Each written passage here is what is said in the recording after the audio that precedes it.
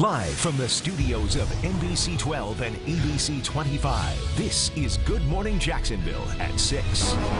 Right now it's 6 a.m. bracing for a storm. Tropical storm Hermine could become a hurricane and is already threatening the Gulf Coast. I mean, if you don't have to be down here, don't. Entire roads, now rivers, swallowing up cars, leaving people in knee-deep water. They are coming up to me and their gun belts are underwater. They are actually up to carrying water. This morning we have a team of meteorologists tracking what you must know before the storm comes here to our first coast. Good morning. The latest as you were sleeping, Hermine picking up steam. We have an intensifying tropical storm, 60-mile-per-hour winds. And what meteorologists we look at this. We've got this big blow up of thunderstorms here overnight, and it's pointing right in our direction. So what does this mean? Well, okay, this morning getting kids to school, you to work safely and home safely, that's our biggest concern. I think we can do that today, okay? I think this system's still far enough from home, about 361 miles. The severe bands are still out in the Gulf of Mexico. Now, by late this afternoon and evening, that would be our higher risk of severe weather. Not to say we couldn't have some strong storms before then, but it looks like our main time frame for this storm, the worst of it, 2 a.m. tonight, just after midnight, to about noon to 2 p.m. on Friday. So tomorrow will be much more of an issue for kids, folks trying to go to work. We will keep you updated on any school closings. So as we look at radar this morning, a few showers out there, but the severe weather still in the Gulf, but this will continue to inch our way as we head through the day. In fact, check it out. Futurecast showing some of those bands picking up as early as late morning, and especially for your drive home. So I'll have the latest Futurecast on when we could have some of those bands that could include some tornadoes. And speaking of those impacts, we've got our own Lindsay Boach that's been working very hard in the Weather Center, going over some of those impacts. Yeah, good morning, Mike. Good morning to all of you. I do want to talk real quick about these watches and warnings that we now have. The entire First Coast, except for Putnam County and Flagler County, now under a tropical storm warning. That means that we could see these impacts within the next 36 hours. Impacts locally will be definitely the chance for isolated tornadoes. We'll watch those wind gusts as well as we head through the next 36 hours, with wind gusts up to 55 miles per hour in some spots. Another threat is definitely storm surge with the tides 1 to 2 feet above where we should be. And winds, again, definitely going to be watching those winds over the next 36 hours. So again, here are those impacts, 35 to 55 mile per hour winds, tides 1 to 2 feet above average. Talking about those winds, let's go through the windcast right now and show you exactly where we are going to be watching for these. So later on tonight and into tomorrow morning, this is stopped at about 3:15 tomorrow morning, right around 50 miles per hour out towards Lake City, 46 miles per hour towards Craig Airport, and then all the way through about noon tomorrow, you can see starting to calm from the west at 38 miles per hour out towards Lake City. Expected rain over the next 36 hours. Definitely going to be a greater amount of rain between the Big Bend area, 6 to 12 inches, and then on the First Coast about 2 to 6 inches. Let's go to Katie Jeffries in the ViStar Credit Union Traffic Center. She's looking at the roads. Hey, Katie. Hey, good morning. All right, let's get you guys out the door. 95 here near JTB. Traffic so far this morning looks okay. Probably getting to work, getting to school is going to be just fine. It's later tonight that we are going to be really watching those roadways. That's when you're going to start to see, you know, the strong, potentially down power lines, the debris that might be in the roadways. Right now, 95 northbound just past State Road 16. There is an accident, but no lanes there are blocked. Brunswick, watching your area very closely as well, watching your bridge, the Sidney Lanier. Any issues with that, of course, I'll let you know. Right now, looks pretty good. You might want to fill up your gas tank today, though, as you make your way to or from work or school, so that way you don't have to worry about that tonight when this storm does make its way towards us. Back to you, Lewis. Incredible news this morning at the storm that we've been watching. This is NASA, who released a photo from the space station showing how large this storm has truly grown through the Gulf of Mexico as it gets its act together over the last 24 hours. And right now we have team coverage of preparations happening across our area. Lisa Robbins has a look at how the National Weather Service is tracking the storm. But we start with Shelby Danielson. She's live on how Columbia County is getting ready. Shelby. Good morning. Well, we're out at the Columbia County Fairgrounds, and if you take a look, you can see hundreds of utility trucks out here. I mean, they really fill the grounds, and these are utility trucks from multiple agencies across multiple states coming down here to prepare. It seems that Lake City feels the brunt of most storms that we have on the First Coast here, so they're not taking any chances, very prepared. Now, if you take a look, though, at some video 4 years ago here in Lake City. You can see how bad that flooding was. We spoke to some people here who seem to try to be just as prepared as emergency management officials are, because they've experienced the flooding before. Their homes have been just completely flooded, and the emergency management here says they're expecting at least 10 inches of rain, so that flooding is a concern. They are on a level 3 right now in regard to being prepared for this, but of course they say they just ask everyone to be ready, even if they do bring that down to a level 2 later today. They concern wind and rain. Wind and rain. Wind and rain. For me right now, it's the entire county as a whole. I know The areas. entire county? The entire county. We have low areas through different spots. Now, we're not just talking about rain. Of course, flooding isn't the only concern. You heard Lindsay talking about those wind speeds. We're going to be talking about how that can impact everyone here coming up at 6:45. But first, I'm going to send things over to Lisa Robbins now downtown to continue our team coverage this morning. Lisa. Well, hey, Shelby, good morning. So this morning we are live in San Marco along Hendricks Avenue. This is an area, for those of you from the city of Jacksonville, you know this is prone to flooding. A good rain is enough to not only bring the water up to, the middle of your legs or to your knees, cover the road, but then also water oftentimes ends up over here on the sidewalk. Obviously, our meteorologists not getting much sleep over the next couple of days. We've got Lindsay and Mike in the Weather Center tracking the storm, but there's another team near the airport, the National Weather Service of Jacksonville. They're not getting any sleep as well either. We had a chance to go visit their headquarters, get a behind-the-scenes look. Their big facility. They've got radars, maps, all sorts of data and information that's coming in, minute by minute. And they're using this information to figure out what kind of alerts, if any, they need to send out to the public. The radar, we're told, covers 200 miles, including southeast Georgia and northeast Florida. And in addition to that, they also send up 2 weather balloons a day to track the weather patterns. Now, while, we don't want to see a lot of rain, we hope that there is no damage across the First Coast. The people there say a little bit of rain could actually do our area some good. Listen. If you don't get an inch of rain today, it's going to be the driest summer on record for Jacksonville. So we kind of need the rain, just not we the actually damage. need the rain. This is actually, could be a good thing as far as giving us a couple inches of rain.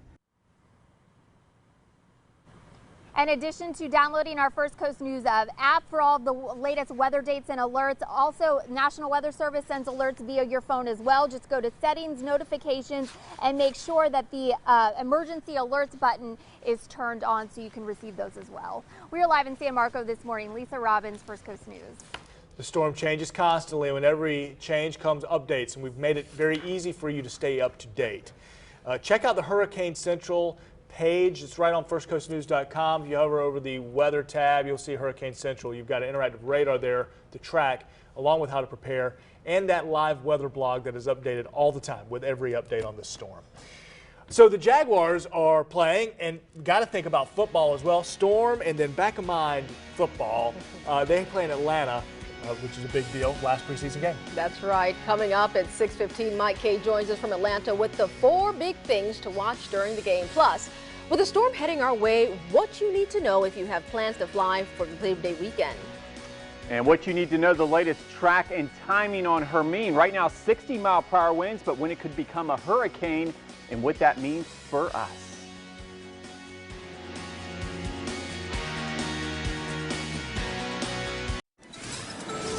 Good morning. Thanks for waking up with us. And yes, keeping everybody safe. That's our biggest thing. I think we're getting the kids to school safely today, coming home as well. But yes, by late today, this evening, and then overnight tonight and Friday could be a much bigger issue. We've got a big storm out there. Hermine could actually break and bust that hurricane drought we've had since 2005. Here's why.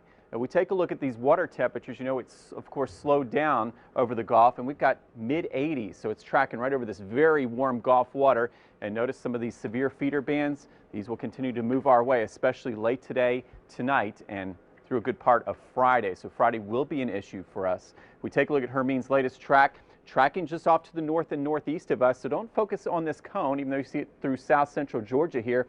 We're in the front right quadrant, which is the strong side of the storm. So for today, we will have increasing bands of showers and storms. In fact, this band here coming through about 5, 6 o'clock and then extending to about 9 could bring possible severe weather and isolated tornadoes. And then tomorrow morning, GMJ, the place to be once again, and not looking good to trying to head out the door in the morning, because we could have the main impacts as Hermine makes landfall and scoots across Georgia coming Friday morning, Lindsay. So it looks like as we're waking up tomorrow, possible tornado watches and warnings and pretty severe winds out there as well. In fact, you're tracking some of those impacts in the Weather Center. Yeah, you're talking about watches and warnings, and we are under now a tropical storm warning for most of the area. Putnam County and Flagler County excluded, but all of the rest of the counties in the First Coast are under a tropical storm warning, and that means that we can expect to see tropical storm conditions within the next 36 hours. Again, here's a map a little bit closer to the Big Bend area. They are under a hurricane warning.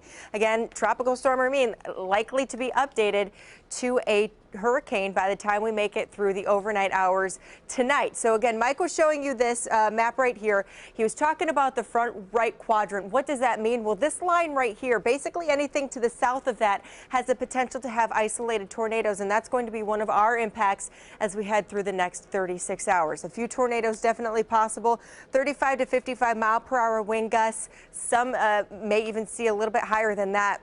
And then tides 1 to 2 feet above average. So we'll keep a very close eye on this. Make sure you have the First Coast News app downloaded on your smartphone or tablet. It's absolutely free. You can see all of the information on there. We have a hurricane tracker, a tropical storm tracker on there as well with a live radar. Let's go to Katie Jeffries in the ViStar Credit Union Traffic Center looking at the roads. And your main concern, Katie, has been the bridges. It really is, because we've gotten so many questions about them, and it's kind of a waiting game, because the key to the bridges is 40 miles per hour sustained wind. So once we start reaching that threshold, that's when it is considered to maybe close the bridges, and that is a decision made by law enforcement. And as our meteorologists have been saying, they're looking at sustained winds between maybe 25 to 35. So while we'll be close, 40 miles per hour is kind of that threshold.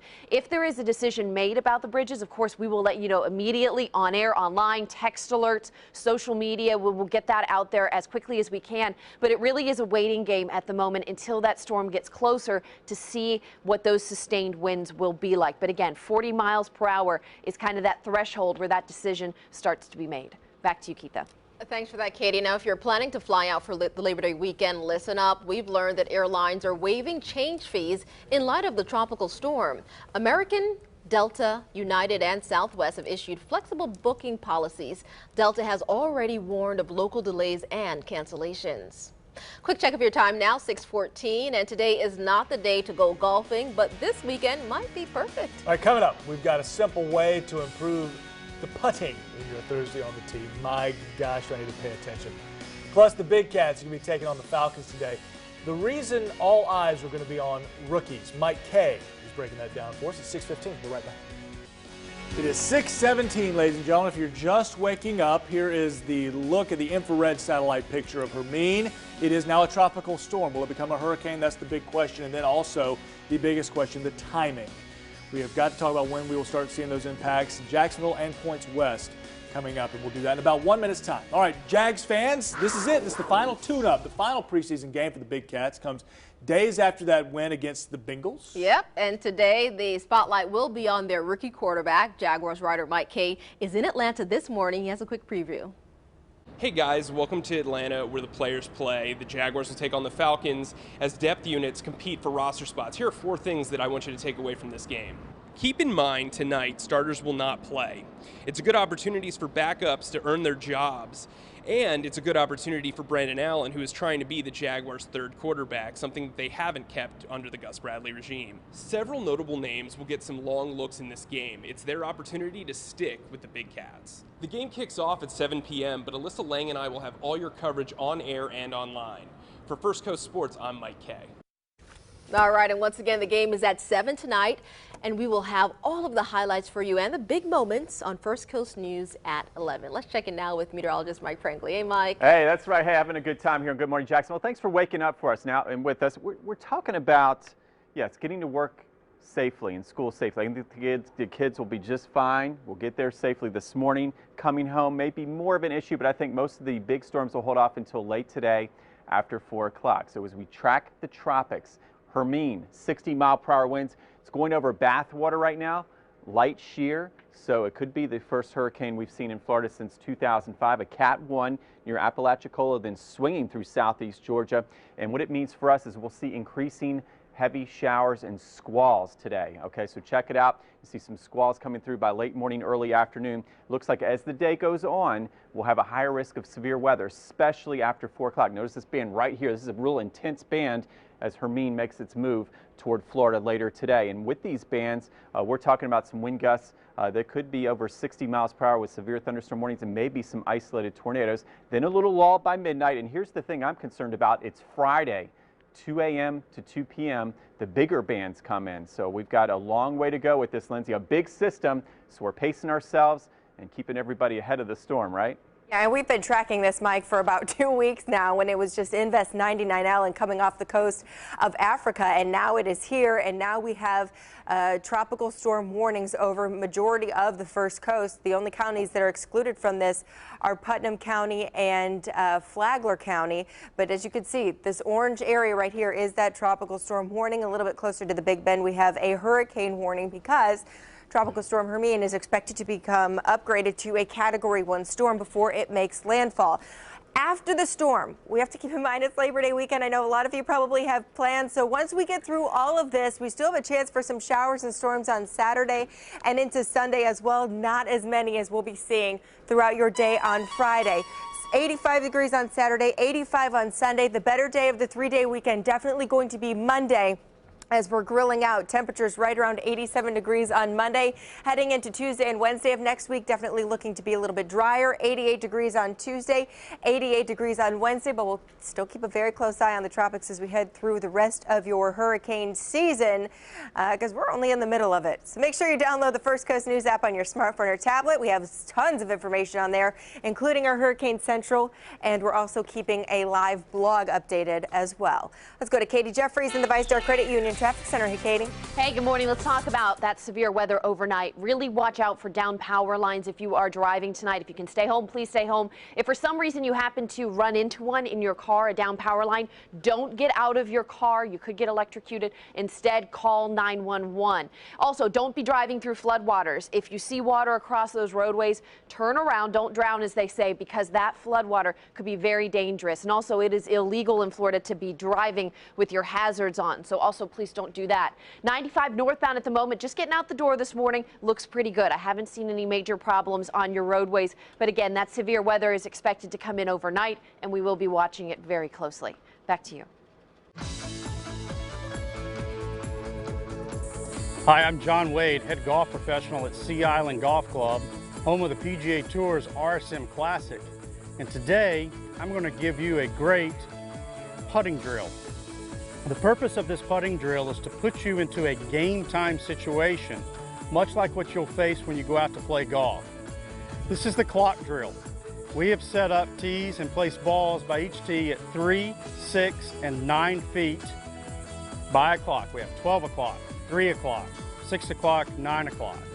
The object of this drill is for you to begin at the 3-foot point, hit a putt, make it, move to the 6-foot,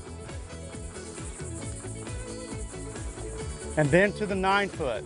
You can work your way around clockwise, or you can work your way around counterclockwise. Here's the catch. If you miss a putt, you have to move to the previous and start over. If you'd like to see this tip or others, please visit firstcoastnews.com or rsmclassic.com. The pro there is making the stakes so high. Raising the stakes, pro. Thank you for that. All right, 23 minutes now past the hour. No need to buy a new laptop. Matt Granite shows us how to upgrade your computer for less than $20. Plus, Tropical Storm Hermine continues to impact parts of Florida, and it will impact our parts of Florida as well. The interesting ways people are dealing with the flooded roads coming up. All right, it's 6:26. Maybe some of those alarms just going off. You're just getting up and you want to know the latest. There is the latest with Tropical Storm Hermine. Yes, a tropical storm could become a hurricane. We're going to have to time this out and talk about local effects here because we've already had some flooding in the Tampa area and along the Big Bend. That's generally the track. Mike and Lindsay will be here with us in 5 minutes. Get you the latest. And at 8:30 this morning, the city of Jacksonville, they're planning on updating us on their plans as Hermine approaches. We'll air that for you, of course, live here on First Coast News and on air at firstcoastnews.com. Well, getting a laptop usually costs hundreds of dollars, but today there's a way to upgrade your old one for just $18. I'm paying attention to this one. Yeah, Moneyman Matt Granite and his intern put it to the test. Great to be with you. So many of us rely upon our laptops, which we'll have huge deals on next week, as our primary way to watch movies and TV shows. And today, a way to upgrade it to movie theater sound, great for students like our intern Cody. First, we're going to be playing a surround sound test only on my computer speakers, not the Go Groove speakers. So let's hit play.